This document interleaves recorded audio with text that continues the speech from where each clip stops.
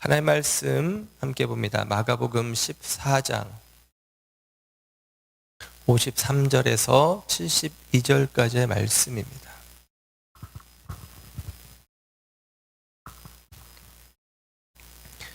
마가복음 14장 53절에서 72절, 오늘 본문이 조금 길지만 함께 보겠습니다. 53절에서 59절까지 제가 먼저 봉독합니다.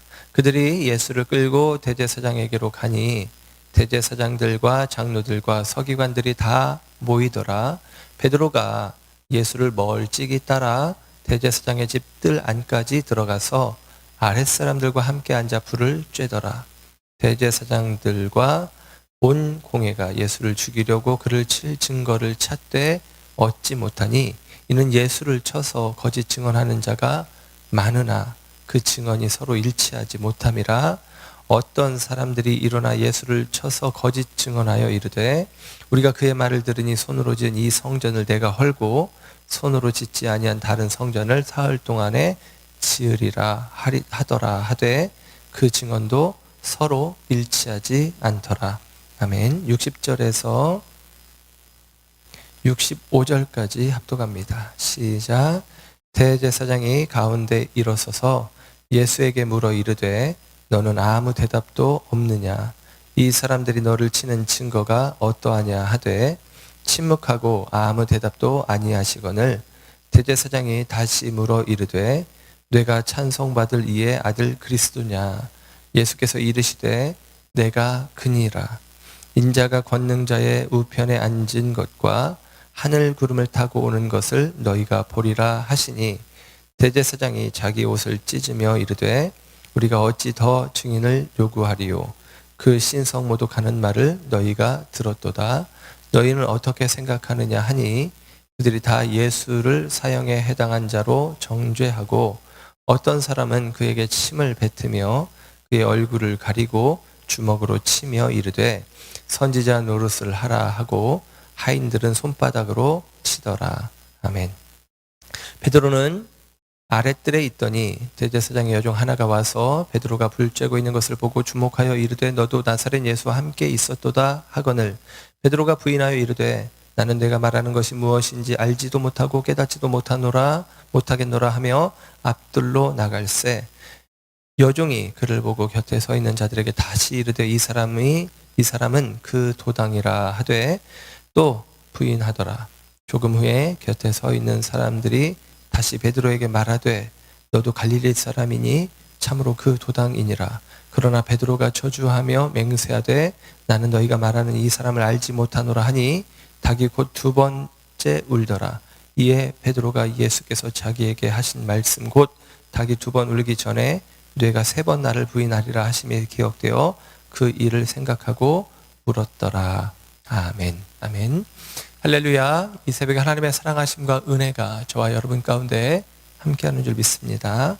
오늘도 주의 은혜가 저와 여러분 가운데 더하여지기를 축복합니다.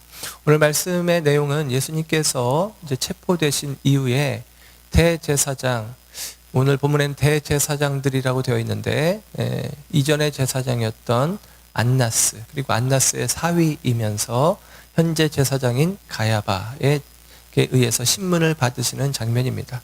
그 이후의 장면은 베드로가 예수님을 이 대제사장의 뜰에서 예수님을 세 번이나 모른다고 부인하는 장면을 함께 기록해주고 있고 우리는 주일날 베드로의 이야기를 집중적으로 살펴봤습니다.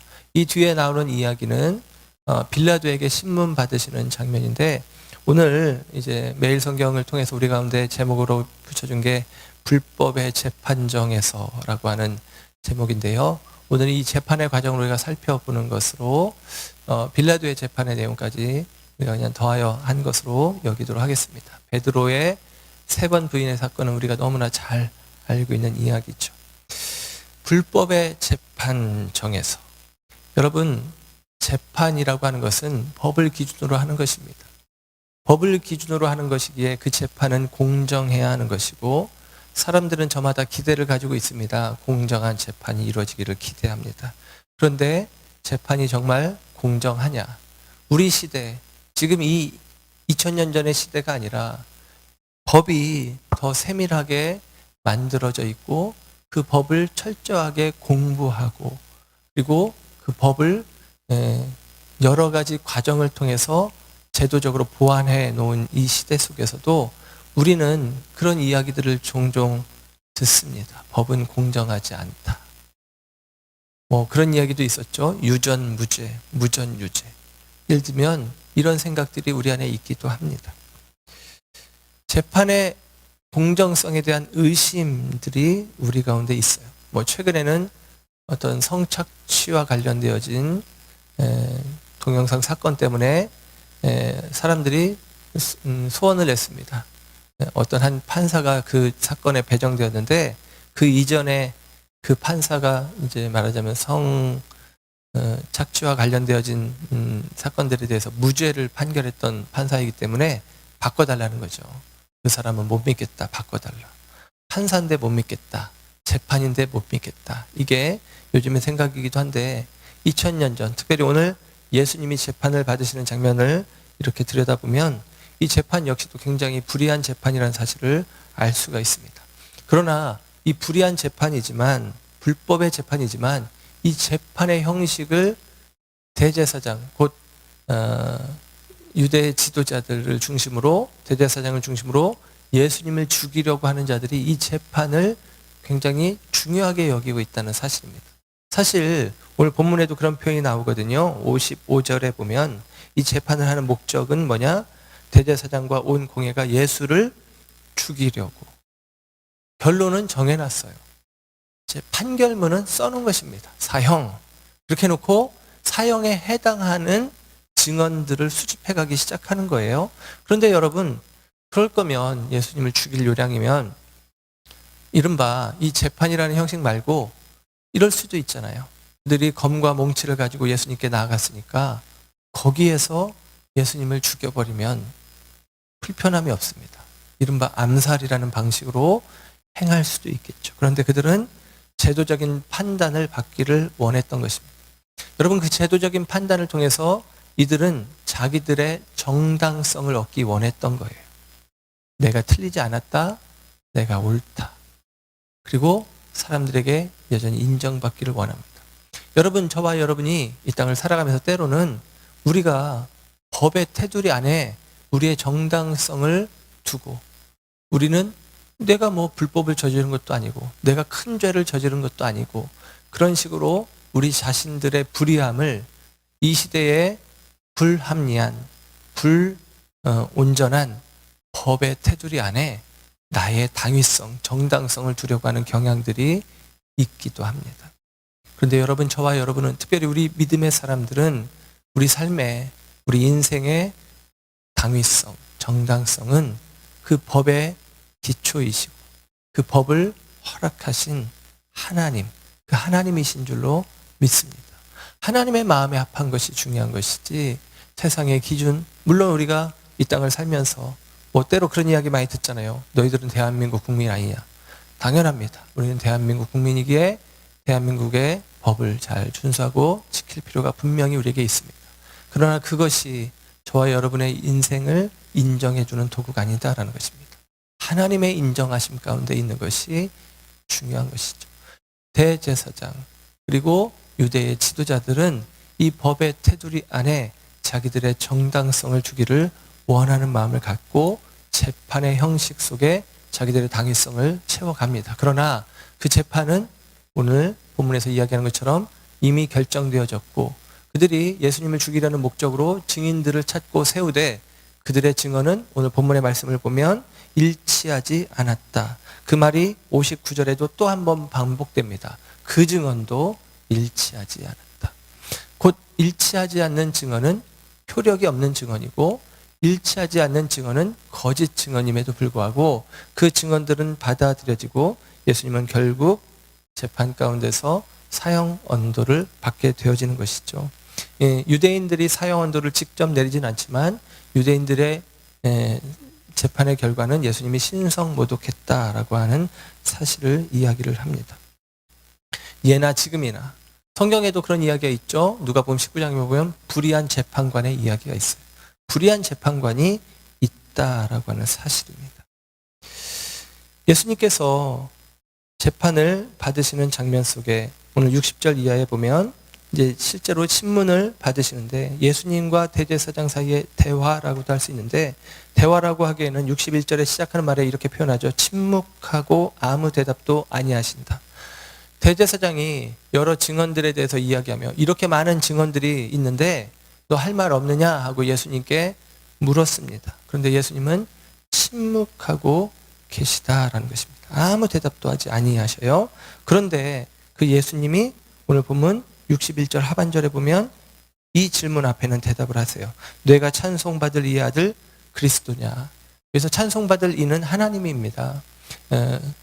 유대인들은 하나님의 이름을 함부로 언급하는 것도 신성모독이라고 생각할 정도로, 그래서 성경을 기록할 때는 하나님이라는 표현을 쓰기 전에는 성경 필사자들이, 서기관들이 나가서 목욕 재개를 하고 오고 하나님이라는 말 대신에 점 4개를 찍기도 하고 그런 식으로 하나님을 향한 굉장히 경건한 태도들을 취합니다. 그래서 오늘 본문에서도 네가 하나님의 아들이냐라는 표현 대신에 찬송받을 이의 아들이냐라고 그들의 신앙이 표현되고 있는 거예요. 그런데 이 물음 앞에서 네가 찬송받을 이의 그리스도냐라는 물음 앞에서는 예수님이 이제까지 침묵을 지키시다가 대답을 하세요. 62절 예수께서 이르시되 내가 그니라, 내가 그니라, 맞다라고 대답하시죠. 여기서 덧붙여서 인자가 권능자의 우편에 앉은 것과 하늘 구름을 타고 오는 것을 너희가 보리라. 세신 얘기를 예수님이 하십니다. 여러분, 이 말씀 때문에 예수님은 결국 유죄 판결을 받게 되어지는 것입니다. 인정해 버린 것이죠. 우리 영화나 뭐 그런 데 보면, 특히나 이제 경찰 나오는 영화 보면 미란다 고지라고 하는 것이 있습니다. 미란다 고지. 이제 범인이라고 해야 되나? 피의자를 잡고 나서 경찰이 반드시 고지해야 되는 것이 있죠. 이런 얘기를 합니다. 당신은 묵비권을 행사할 수 있고, 당신의 증언은 불리하게 증언될 수 있고, 당신은 변호사를 선임할 수 있는 권리가 있습니다. 이게 이제 우리 가운데 꼭 필요한 이 미란다 고지가 되지 않으면 체포하는 것 자체가 불법으로 여겨지는 그런 시대입니다. 근데 예수님에게도 예를 들면 이 미란다 고지가 분명히 있어야 되는 것입니다. 예를 들면 지금 유대인들 지도자들이 예수님을 재판하는 과정, 이것이 불법의 재판정이라고 이야기했는데, 원래 유대인들이 자기들의 당위성을 위해서 재판의 형식을 취하고 있지만 그 재판의 과정은 굉장히 불법한 과정으로 치러지고 있는 거예요. 일단 예수님이 재판받는 시간이 밤인데 3세기경, AD 3세기경에 미시나에 의하면 밤에 재판을 하지 못하게 되어 있습니다. 그러니까 아마 비슷하지 않았을까, 예수님 시대에도 비슷하지 않았을까 생각해 보는데, 결과적으로는 밤에 재판을 하면 안 되는데 밤에 재판을 하는 것이죠. 변호사를 세워줘야 되는 것이죠. 예수님 편에도 증인이 있을 수 있는 것입니다. 그런데 예수님 편에는 변호사가 선임되지 않습니다. 예수님에게 묵비권을 행사할 수 있는 권리 얘기해주지 않아도 예수님 묵비권을 행사하시다가 하필이면 가장 불리한 신문 앞에는 예수님이 묵비권을 포기해버리고 대답해버리시고 결국에는 예수님께서 사형 언도를 이제 받게 되어지는 거예요. 참 재밌는 것이죠. 예수님이 참 역설적입니다. 취할 수 있는 모든 것들은 스스로 포기해버리고, 그리고 재판의 과정 가운데 반드시 지켜야 될 합법적인 요소들은 제사장들이 그리고 이 재판관들이 다 그것들은 제거해버리는 과정 속에 예수님의 재판은 불의한 모습으로 급격하게 진행되고 있다라고 하는 사실입니다. 그런데 여러분, 이 재판의 내용들 속에 우리가 잘 아는 내용이 앞뒤로 채워져 있습니다. 우리가 잘 아는 베드로의 예수님을 3번 부인한 사건이에요.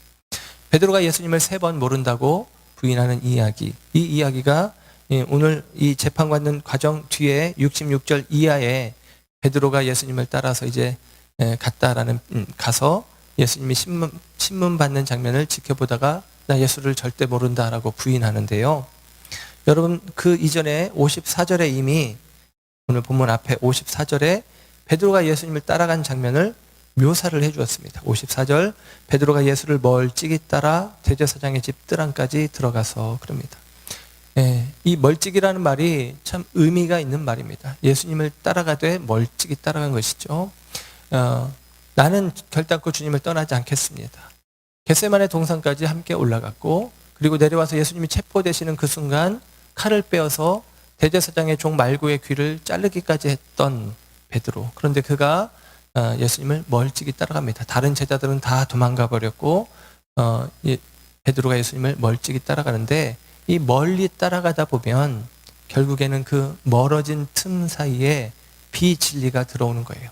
예수님은 길이요 진리요 생명이십니다. 특별히 재판은 진리의 터 위에 서 있어야 되는 거예요. 진실의 터 위에 서 있어야 합니다. 그런데 멀찍이 따라가다 보니 그 진실이 상실되어져 버리는 것이죠.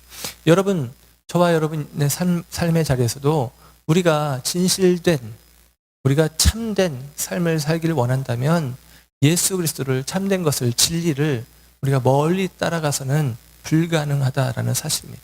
사실 이 베드로의 이야기가 이 본문의 앞뒤로, 예수님이 신문 받으시는 장면의 앞뒤로 기록되어 있는데, 이 모습을 이렇게 지켜보면서 그런 생각이 들었어요.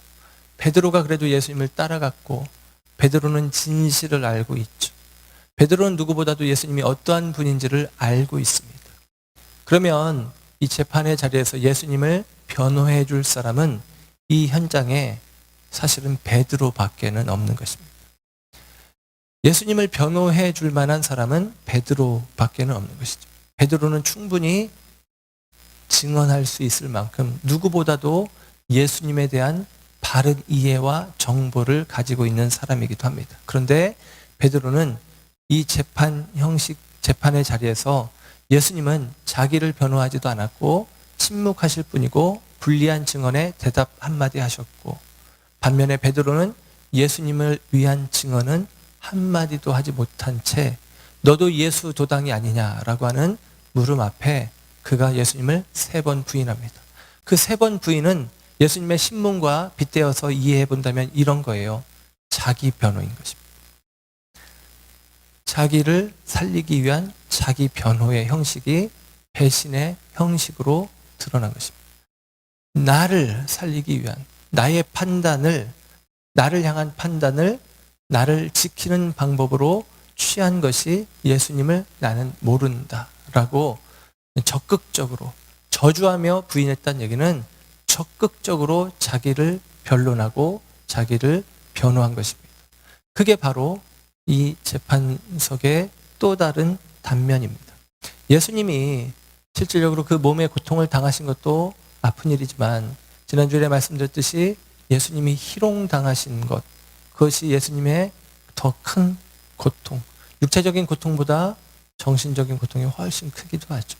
그리고 예수님이 당하신 또 다른 큰 고통은 바로 배신이라고 하는 고통인데, 예수님이 제자들이 배신했다는 것은 제자들이 약해서 그럴 수도 있겠지만 예수님이 철저히 혼자가 되었다라는 것입니다.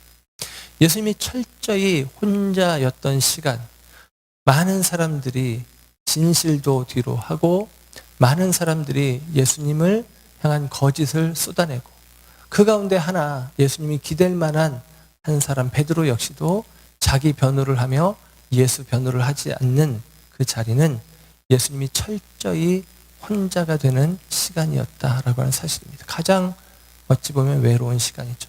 여러분, 그 시간 속에서도 예수님은 하나님께 그 마음을 두고 있습니다. 하나님께, 진리이신 하나님께, 참되신 하나님께 그 마음을 두고 있는 것이 바로 예수님입니다. 겟세마네 기도를 마치고 예수님께서 제자들에게 일어나라, 함께 가자, 우리 함께 가자라고 이야기를 했는데, 그래서 함께 온 것처럼 보였는데, 예수님이 잡히시던 그 밤에도 제자들은 잠깐 동안은 우리가 칼을 빼어 들까요? 라고 물으면서 예수님과 목숨까지도 함께 할 것처럼 이야기했었는데, 결국에는 다 떠나가 버린 모습이다라고 하는 사실입니다. 안타깝죠. 여러분, 오늘 저와 여러분의 삶의 자리에 무엇이 하나님께로 나아가는 길을 막아서고 있는지, 저와 여러분이 진리이신 예수님을 멀찍이 따라가게 된다면 우리는 일순간 진리를 쫓는 인생이 아니라 베드로처럼 자기 안위를 쫓는 삶이 되어질 수 있습니다. 저와 여러분이 진리이신 주님을 우리가 온전히 붙잡지 않으면 저와 여러분의 삶의 자리에 일순간 주님을 놓쳐버린 채 주님을 외롭게, 주님을 홀로 있게 할 수도 있다라는 것입니다. 오늘 베드로만이 아니라 대제사장과 예수님을 신문하는 많은 사람들은 그들은 진리를 사실 또 그들도 알고 있습니다. 그들이 거짓 증언을 한다는 얘기는 거짓은 참을 아는 사람만이 할 수 있는 것입니다. 거짓은 참을 아는 사람이 거짓도 말하는 것입니다. 오늘 대제사장과 이 신문하는 사람들은 참을 알아요. 그러니까 그 참과 반대되는 거짓, 자기들의 목적을 이루기 위한 거짓을 말하고 있는 것입니다. 도스토옙스키의 카라마조프가의 형제들이라고 하는 유명한 소설이 있는데 그 내용의 중간에 한 서사시가 기록이 되어 있습니다. 그래서 이제 말하자면 16세기 스페인 세비야에 부활하신 예수님이 오신 것입니다. 그래서 죽었던 한 소녀를 살려주어요. 그 장면을 그 세비야시의 추기경이 목격하게 됩니다. 그가 이제 그 시대에는 종교가 재판의 기능까지 하는데 재판관이 되는 거예요. 그래서 이 까라마조프가의 형제들의 내용 가운데 이 대신문관이라고 하는 한 챕터가 있는데 이 대신문관이 이 예수님이 죽은 소녀를 살리는 걸 보면서 그의 능력도 그가 예수됨도 알고 있습니다. 그런데 그가 예수님이 진짜라는 것을 알면서도 불편한 거예요. 예수님이 불편한 거예요. 왜냐하면 이 도스토옙스키의 카라마조프가의 형제들은 그 시대가 이제 탈기독교적인 선언을 하고 우리가 그냥 우리는 우리 마음대로 살자. 신에게 속하지 말자. 우리는 자유가 있다. 이걸 강조하던 시대인데 그때 쓰여진 책인 것입니다. 그래서 예수님이 부활하신 예수님이 16세기 스페인에 오셨는데 대신문관 추기경이 한마디로 말하면 이것입니다. 당신 왜 왔냐? 왜 여기에 왔냐? 그것입니다. 당신은 여기 있으면 안 된다. 지금 우리는 나름대로 좋은 제도를 가지고 우리들이 권리를 누리고 지금 있는데 당신이 오면 이게 다 꼬여버린다. 불편해진다. 왜 왔냐 하면서 협박을 해요. 나는 사람들을 화형에 처할 수 있는 사람이다. 나는 사람을 죽일 수 있는 사람이다. 너 그러니까 합당하지 않다라고 이야기를 합니다. 계속 신문하는데 예수님이 오늘 본문의 내용처럼 침묵하고 계세요. 계속 침묵하고 있다가 예수님이 이 90세 정도의 노인인 이 대신문관 추기경에게 다가가서 입을 맞춥니다.